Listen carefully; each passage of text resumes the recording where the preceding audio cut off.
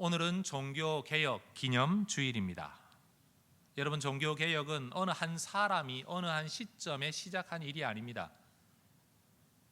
세상에 어느 누구도 우리가 지금부터 종교개혁을 시작합니다 이러고 일을 시작한 사람은 하나도 없습니다.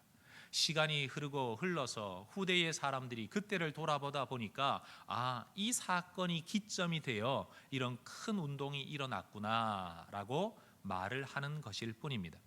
종교개혁을 루터가 시작하겠다고 비텐베르그 성당문에, 또 대학이 거기에서 운영되고 있었기 때문에 대학 문에 95개조의 반박문을 붙인 게 아닙니다. 루터는 오히려 우리가 뭔가 잘못 가고 있지 않냐, 이런 건 문제가 있지 않느냐, 이런 걸 가지고 한번 토론해보자 라는 면에서 오늘날 대자보를 써 붙인 것 뿐입니다. 세상을 뒤집어 엎겠다, 교회를 뒤집어 엎겠다, 이런 마음을 가지고 그런 일을 시도했던 게 전혀 아니라는 겁니다. 여러분, 루터는 자기가 써붙인 그 대자보가 엄청난 영향력, 파장을 불러일으키는 것을 보고 그 자신 스스로가 굉장히 당황하고 두려워했다고 합니다. 왜냐하면 내가 의도했던 대로 일이 흘러가지 않으니까요. 루터가 의도했던 대로 말하면 교황청과 또 여러 지도자들이 맞다, 이 문제를 가지고 우리 교회가 한번 대화를 해봐야 되겠다, 이렇게 어떤 또 다른 심포지엄 같은 거 한번 열리는 것 정도, 아마 그게 루터가 기대했던 전부였습니다. 그러나 세상 역사는 그렇게 흘러가지 않았습니다. 삶의 상황은 그렇게 흘러가지 않았다는 겁니다. 당시 사회 구조가 가지고 있었던 어떤 모순 아니면 개혁의 열망들이 루터를 통해서 표출되기 시작하자 루터는 자기 스스로도 이 운동 아니면 흐름을 어떻게 조절할 수 없을 회오리 속으로 그 자신도 쓸려 들어가게 된 것입니다. 여러분, 하나님께서는 루터가 깨달았던 성경적 진리와 확신을 사용하기 원하셨습니다. 그래서 그가 걸어가고자 하는 한 걸음 한 걸음으로 그를 인도하지 아니하시고 루터 자신도 예측할 수 없는 혼란 속으로 그를 쑥 데리고 들어가 버리셨습니다. 여러분, 하나님은 이렇게 사람을 통해 역사하십니다. 여러분, 인간의 역사는 인간들의 이야기이기는 하지만 인간들이 의도한 이야기는 아닙니다. 세상의 모든 일들이 결국은 누군가가 그 일을 하고는 있지만 세상에 어떤 사람도 자기가 계획한 그대로의 삶을 사는 사람은 아무도 없습니다. 그래서 우리는 믿음의 사람으로서 이렇게 말해야 합니다. 역사의 주관자는 인간이 아니라 하나님이시다. 여러분, 사람이 아무리 원대한 꿈을 품고 대단한 일을 시작한다고 할지라도 한낮 여름날의 낮잠의 꿈처럼 진짜로 일장춘몽으로 끝나고 마는 일들이 역사상에는 많이 있었습니다. 성경에도 그런 일이 있습니다. 열왕기상 16장을 읽어보면 한 왕이 정치를 하는데 도대체 뭐가 마음에 들지 않았는지 장군 하나가 쿠데타를 일으켰습니다. 그의 이름이 시므리라는 사람이었습니다. 그는 군사력을 등에 업고 왕을 죽이고 자기가 왕의 자리에 앉았습니다.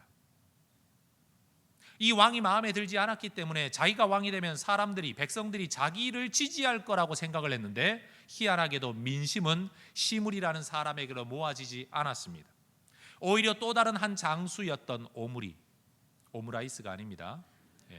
오므리라는 사람과 장수에게로 백성들의 마음이 모아집니다.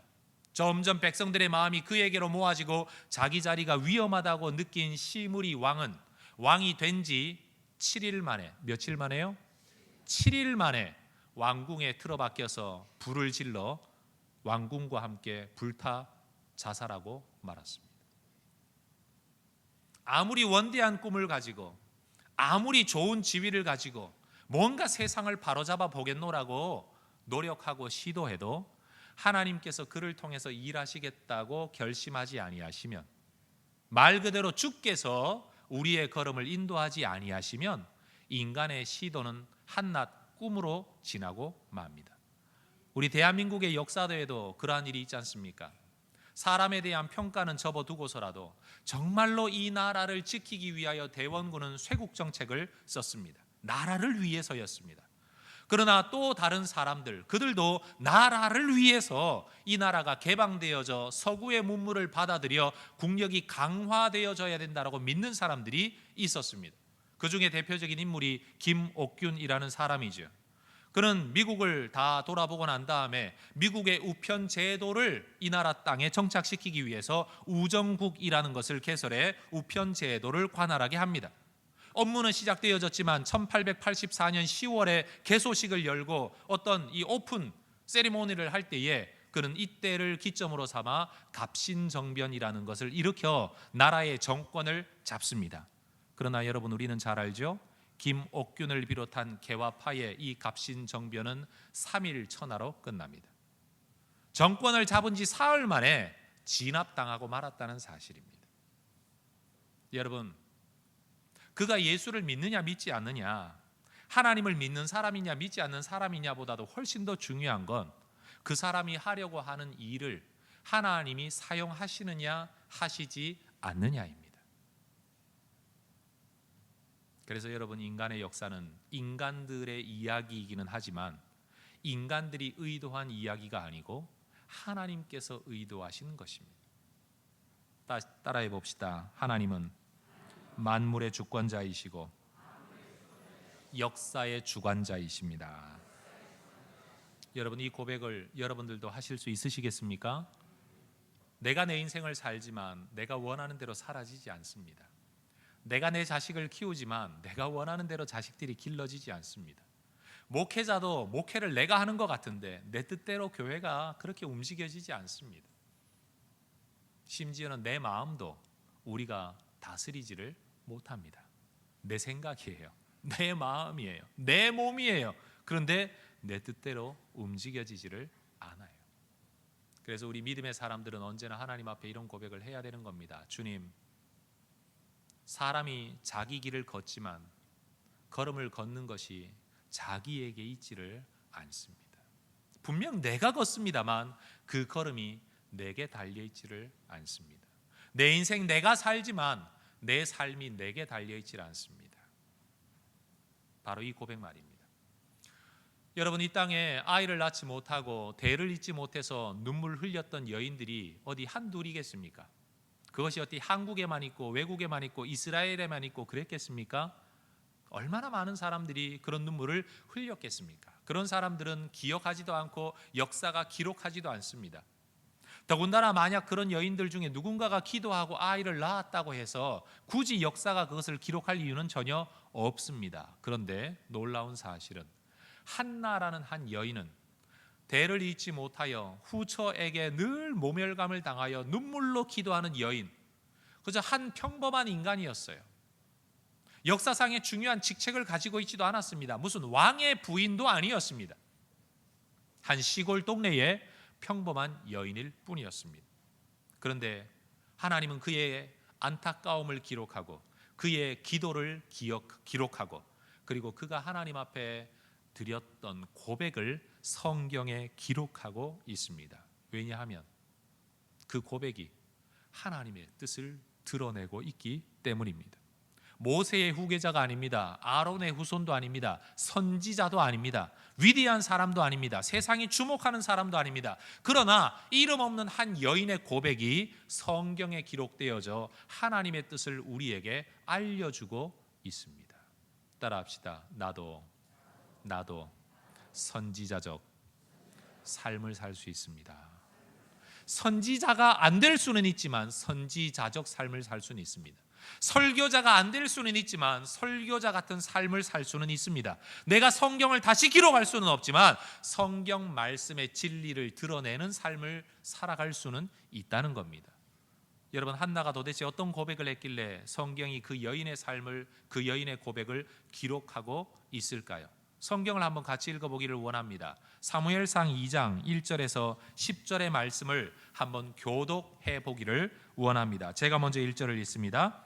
한나가 기도하여 이르되 내 마음이 여호와로 말미암아 즐거워하며 내 뿔이 여호와로 말미암아 높아졌으며 내 입이 내 원수들을 향하여 크게 열렸으니 이는 내가 주의 구원으로 말미암아 기뻐함이니이다.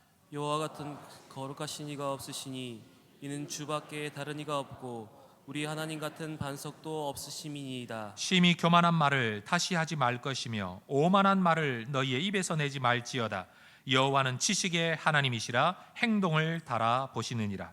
용사의 활은 꺾이고 넘어진 자는 힘으로 띠를 띠도다. 풍족하던 자들은 양식을 위하여 품을 팔고 줄이던 자들은 다시 줄이지 아니하도다. 전에 임신하지 못하던 자는 7을 낳았고 많은 자녀를 둔 자는 쇠약하도다. 여호와는 죽이기도 하시고 살리기도 하시며 수월에 내리기도 하시고 거기에서 올리기도 하시는도다. 여호와는 가난하게도 하시고 부하게도 하시며 낮추기도 하시고 높이기도 하시는도다. 가난한 자를 진토에서 일으키시며 빈궁한 자를 거름더미에서 올리사 귀족들과 함께 앉게 하시며 영광의 자리를 차지하게 하시는도다. 땅의 기둥들은 여호와의 것이라 여호와께서 세계를 그것들을 위해 세우셨도다. 그가 그의 거룩한 자들의 발을 지키실 것이요 악인들을 흑암 중에서 잠잠하게 하시리니 힘으로는 이길 사람이 없음이로다. 여호와를 대적하는 자는 산산이 깨어질 것이라 하늘에서 우레로 그들을 치시리로다. 여호와께서 땅끝까지 심판을 내리시고 자기 왕에게 힘을 주시며 자기의 기름 부음을 받은 자의 뿔을 높이시리로다 하니라. 아멘. 이름 없는 한 시골 구석의 여인일 뿐이었지만 그 여인이 가지고 있었던 하나님을 향한 믿음의 고백은 선지자적, 제사장적, 성경의 기록자와 같은 영감이 있는 고백이었습니다. 여러분, 우리 하나님은 살리기도 하시고 죽이기도 하시고 높은 자를 낮추기도 하시고 낮은 자를 높이기도 하시는 하나님인 줄 믿으십니까? 정말로 우리 하나님은 내 인생의 주권자, 역사의 주권자, 주관자이심을 믿으십니까? 여러분, 이 고백은 단순히 한나라는 여인 한 사람만 했던 고백이 아니라 성경 처음부터 끝까지 꿰뚫고 흐르는 우리 하나님의 하나님 되심에 대한 고백의 하나일 뿐입니다. 내게 인생이 주어진 이유는 하나님이 가르치시는 바로 이 하나님의 커리큘럼을 배우기 위한 학습의 과정입니다. 내 삶의 현장은 바로 이 하나님의 진리를 배워가는 교실입니다. 우리는 과연 삶에서 이 삶이라는 교실에서 삶이라는 수업 시간에 하나님께서 가르치시려고 하는 이 진리, 지극히 높으신 분이 세상 나라 다스리신다, 지극히 높으신 분이 누구든지 원하는 자에게 원하는 것을 주신다, 그리고 하나님께서 주시고 하나님께서 걷어가신다. 욥이 고백했던 것처럼 주신 자도 여호와시요 가져가는 분도 여호와이시니 내가 뭐라고 말하겠습니까? 여러분, 이것을 배워가고 계십니까? 배워가고 계십니까?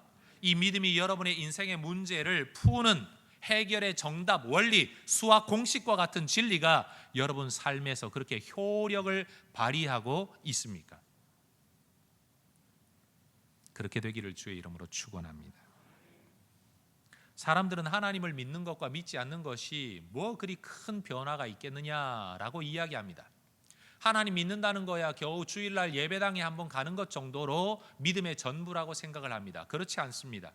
하나님을 믿는다는 것은 모든 것의 변화를 의미합니다. 우리가 정말로 하나님의 주권을 믿는다면, 하나님이 계시다는 것을 믿고 하나님이 주권자이심을 믿는다면 세상을 바라보는 눈이 달라질 것이고 자기 인생을 바라보는 관점이 달라질 것이고 내 인생을 살아가는 태도와 열정이 달라질 것이고 다른 사람을 대하는 태도 역시 달라질 수밖에 없습니다. 예전에는 누군가를 바라보면서 저런 사람은 정말 쓸모없는 사람이다, 없어져야 될 사람이다 라고 생각했었는데 하나님의 주권을 깊이 묵상하다가 보니까 하나님의 주권 없이 어떤 생명이 태어날 수 있을까? 하나님의 주권 없이 누가 이 세상에 존재할 수 있을까? 그렇다면 저 사람의 존재조차도 하나님의 주권 안에 있는 것이니 내가 있어야 된다, 없어야 된다라고 말하는 것은 불신앙이로구나. 이건 내가 도를 넘어서는 것이로구나. 이제는 이런 말 하지 말아야 되겠다, 이런 생각하지 말아야 되겠다. 내 마음에 들지 않을 수는 있지만, 내 생각에 부합되지 않을 수는 있지만 저의 인생도 나의 인생처럼 하나님의 주권 안에 있는 것이니 그 자체로 존중받아 마땅하다. 여러분, 예수 믿는 사람, 하나님을 믿는 사람은 이런 관점을 가져야 돼요. 내가 원하는 일이 되어지지 아니하여서 끊임없는 실패와 낭패 속에 상황이 점점 어려워진다고 할지라도 높이고 낮추는 것은 지극히 높으신 주권자 하나님의 손에 달려 있는 것이니 나는 노력하고 뭔가 되어지기를 원하고 이 일을 하기를 원하지만 이걸 되게 하시는 분, 안 되게 하시는 분도 주님이시니 나는 열심히 노력할 뿐이지 이 상황도 주님의 주권 안에 있지. 내가 해석할 수는 없지만 받아들여야지. 설명할 길은 없지만 받아들여야지. 왜? 하나님의 주권 안에 내가 있고 하나님의 주권 안에 내 인생이 있으니까. 저와 여러분들이 정말로 하나님의 주권을 믿는 믿음의 사람들이 될 수 있기를 소망합니다.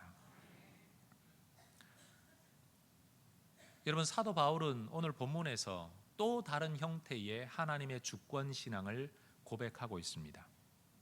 한나처럼, 다니엘처럼, 욥처럼 그냥 다 주님 겁니다, 이런 형태의 고백은 아니지만 정말 모든 것이 하나님의 것이고 하나님이 주권자고 하나님이 결정의 기준이고 하나님의 뜻이 모든 것에 절대적 자리를 차지한다는 것을 믿기 때문에 또 다른 형태의 고백이 바울의 입에서 파생되어져 나왔다는 거죠. 그게 바로 10절입니다. 같이 한번 읽어보겠습니다. 이제 내가 사람들에게 좋게 하랴 하나님께 좋게 하랴 사람들에게 기쁨을 구하랴 내가 지금까지 사람들의 기쁨을 구하였다면 그리스도의 종이 아니니라. 여러분 한번 대답해 보십시오. 제가 질문할게요. 이제 우리가 사람들에게 좋게 해야 됩니까? 하나님께 좋게 해야 됩니까? 우리가 사람들에게서 기쁨을 구해야 됩니까? 하나님에게서 기쁨을 구해야 됩니까? 사람의 유익을 위해서 살아야 되겠습니까? 하나님의 유익을 위해 살아야 되겠습니까? 그 사람 때문에 하면서 살아야 되겠습니까? 하나님 때문에라고 말하면서 살아야 되겠습니까? 바로 그겁니다. 오늘 본문은 철저하게 하나님 주권의 신앙을 가지고 있는 사람이 그 내면적 신앙이 표면적으로 나타날 때 어떤 방향으로 살아야 될 것인가를 우리에게 보여줍니다. 여러분, 우리 모두가 이 하나님 주권 신앙에 근거해서 주권자 하나님의 뜻에 부합된 삶을 살겠노라는 믿음과 삶의 태도가 다시 한번 우리 안에 굳건히 세워지기를 소망합니다.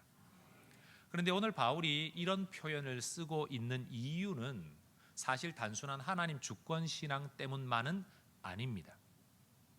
내가 사람들에게 좋게 하랴 하나님께 좋게 하랴 내가 사람들에게 기쁨을 구하랴라는 이 말은 바울이 처음 쓴 말이 아니라 바울을 반대하고 바울을 대적하는 사람들이 바울을 비난하기 위하여 쓴 말입니다. 왜냐하면 바울을 반대하는 유대주의자들은 이렇게 말을 했습니다. 바울 저 사람은 말이야, 자기가 유대인인데도 불구하고 이 유대의 율법을 무시하고 유대인 됨의 표식인 할례를 무시하고 이방인들에 가가지고 하나님의 백성 되고 구원의 백성 되게 하기 위해서 반드시 지켜야 할 할례나 율법이나 안식일의 문제는 싹 빼먹고 이방인들에게 인기를 얻게 하기 위해서 소위 말해 값싼 복음, 쉬운 복음을 전하고 있다라고 공격했다는 거예요. 하나님 앞에 구원을 얻기 위하여 가르쳐야 할 분량이 이만큼이나 되는데 예수 십자가도 가르치지만 유대의 율법도 가르쳐야 되는데 이방인들에게 마음의 부담을 덜어주고 짐을 덜어주고 그들의 마음을 기쁘게 하고 그들로부터 인기를 얻고 인정을 받고 영향력을 얻기 위해서 중요한 율법의 요소를 싹 빼먹고 부분적인 것만 가르치는 인기에 영합한 파퓰리즘적인 복음 전도자다, 이런 비난을 했다는 거예요. 바로 그들의 비난을 말로 받아 바울이 지금 대답하고 있다는 거죠. 여러분, 예수 그리스도의 십자가를 향한 믿음만으로 구원을 얻을 수 있다는 것이 사람들에게 인기를 얻기 위하여 중요한 진리를 잠시 덮어둔 바울의 이중적인 태도 때문이었을까요? 아니죠. 그것이 정말 구원의 길이었고 그것이 바로 예수 그리스도의 복음의 온전함이라고 그가 믿었기 때문에 전해왔죠. 그래서 그는 말하고 있지 않습니까? 내가 지금까지 사람들의 기쁨을 구하는 사람이었다면 나는 그리스도의 종이 아니다. 1장 1절에서도 나는 사도다 라고 말했던 바울이 지금 10절에서 뭐라고 말합니까? 내가 사도로서 그리스도의 종으로서 복음을 전해왔지 사람들에게 기쁨을 얻기 위하여 구하기 위하여 이렇게 전해온 것 아니라는 겁니다. 그런데 여러분, 여기서 한 가지 짚고 넘어가야 할 사실이 있습니다. 그러면 왜 유대인들은 사도 바울을 두고 이중인격적인 사람들의 기쁨을 구하는 사람이라는 비난을 했을까요? 근거 없이 그런 말을 하지는 않았을 것 아닙니까? 사도 바울은 할례가 단순히 유대인들의 종교적 문화적 하나의 습성이라고 여겨질 때는 할례 반대하지 않았습니다. 그러나 할례가 구원의 조건으로 언급되어질 때는 입에 거품을 물면서 반대했습니다.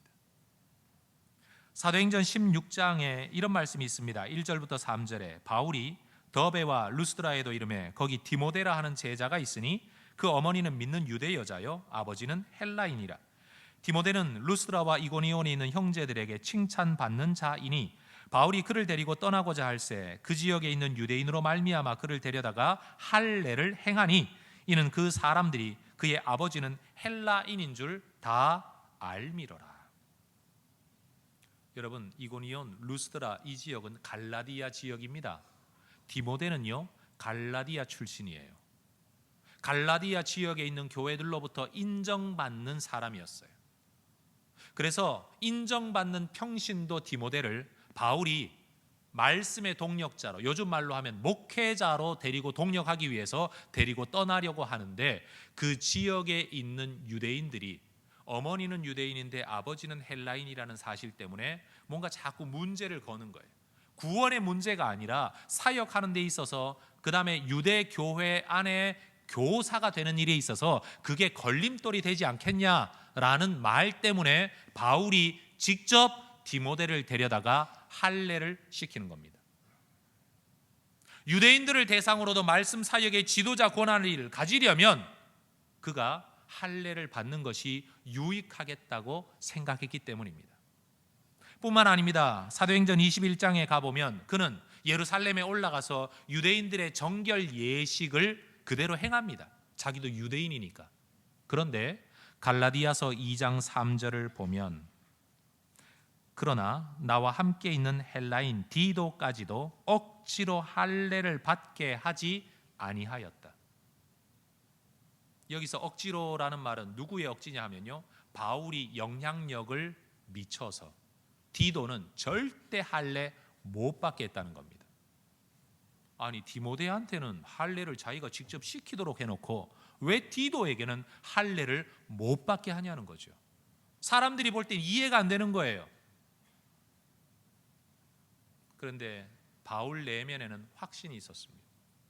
디모데가 어머니가 유대인으로서 유대인처럼 유대인을 향한 사역자가 되게 하기 위해서, 또 이방에서도 사역을 할 수도 있지만 유대인들에게 사역하는 일에 걸림이 되게 하지 않기 위해서는 복음을 위해서 할례를 행하고, 디도에게 있어서는 갈라디아 지역 교회 안에서 할례를 받아야 구원을 얻는다는 가르침이 있는 시절에는 마치 바울이 디도에게 할례를 행하면 그것이 마치 구원의 조건인 것처럼 사람들에게 오해받게 될까 봐 억지로 할례 안 받게 했다는 겁니다. 이것이 사도 바울의 내면적 기준이었습니다.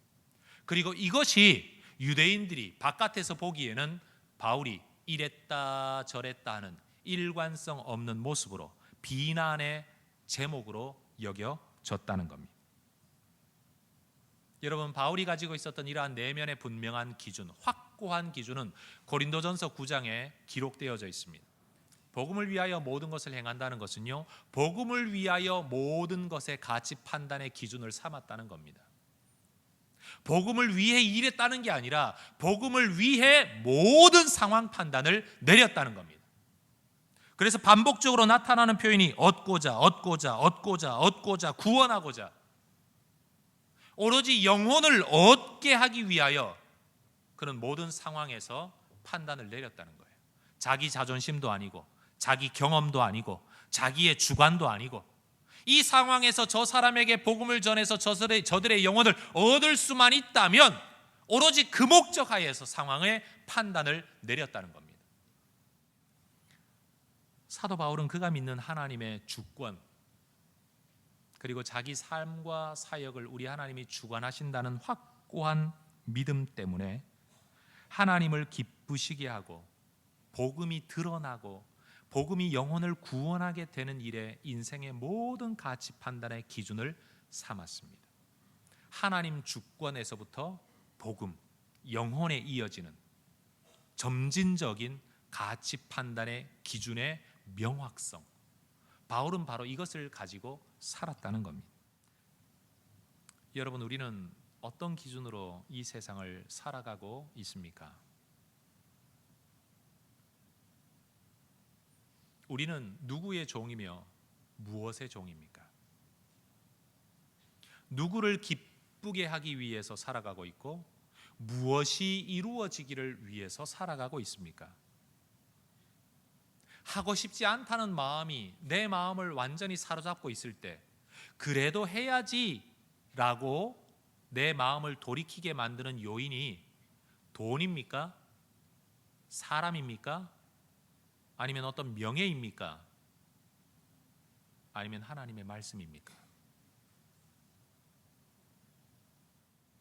여러분, 우리는 지금 누구를 만족시키기 위해서 일하고 있을까요?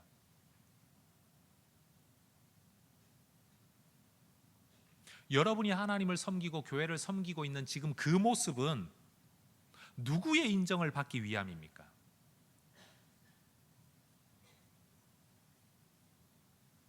전 우리 모두가 우리 하나님이 우리의 마음속에 자리 잡을 수 있기를 소망합니다. 이미 믿고 있는 하나님, 그 하나님 말고요. 그 믿는 하나님을 향한 그 믿음 그 근저에 우리 하나님의 주권, 하나님의 영광, 오직 예수 그리스도의 십자가와 복음, 그리고 영혼의 구원이라는 이 단계적인 기초 위에서 우리의 삶의 가치 판단이 내려질 수 있으면 참 좋겠습니다. 혹시 성도 여러분, 지금 여러분이 꿈꾸고 있는 어떤 일이 너무 안 되어져서 반복적인 실패 속에서 사람들한테 계속 무시당하고 낙심되어진 상황 속에 있으십니까? 그러면 여러분, 어떻게 하면 여기서 벗어날까를 묵상하지 마십시오. 아마 길이 보이지 않을 겁니다. 생각하면 생각할수록 더 답답해지고 더 좌절감만 생길 겁니다. 그때는 일과 상황을 묵상하지 말고 하나님을 묵상해야 됩니다. 어떤 하나님이요? 주권자 하나님. 그래, 내가 여기까지 온 것도 나는 한다고 했지만 하나님의 허락이 없이는 여기까지 못 왔을 거야. 구덩이에 던져지고 애굽으로 팔려간 데서 누명 쓰고 감옥에 낮아지고 감옥에서도 배신당하는 것까지 요셉이 일생 동안 망가지는 것 같은 인생을 살았지만 그 속에 하나님의 주권이 담겨 있었듯이 지금 내 삶도 견디기는 힘들지만 우리 하나님의 손안에 있다는 사실을 믿고 여러분 언젠가 빨리 들어올려 주시기를 꿈꾸면서도 그러나 그것도 하나님의 주권에 있는데 오늘을 견뎌내고 다시 일어설 수 있는 그 믿음이 하나님 주권에 대한 신앙에서부터 비롯된다는 겁니다. 힘내십시오 여러분. 그런다고 힘나지 않습니다. 하나님을 묵상하면 힘이 납니다. 하나님 주권을 묵상하면 힘이 납니다. 하나님 주권을 묵상하면 인내할 수 있습니다. 하나님 주권을 묵상하면 용서할 수 있습니다. 하나님 주권을 묵상하면 내어놓을 수 있습니다. 다 주께로 왔으니 주님 주신 것 내가 주님 손에 다시 드리는데. 하나님 주권을 묵상하다가 보면 미련 가지지 않을 수 있습니다. 저와 여러분이 정말로 이 종교개혁 기념주일에 우리 하나님의 주권에 대한 신앙 때문에 하나님을 기쁘시게 하면서 하나님을 기뻐하고 하나님을 만족시켜드리기 위해서 나도 만족하는 이 믿음의 삶을 살아갈 수 있기를 주의 이름으로 축원합니다.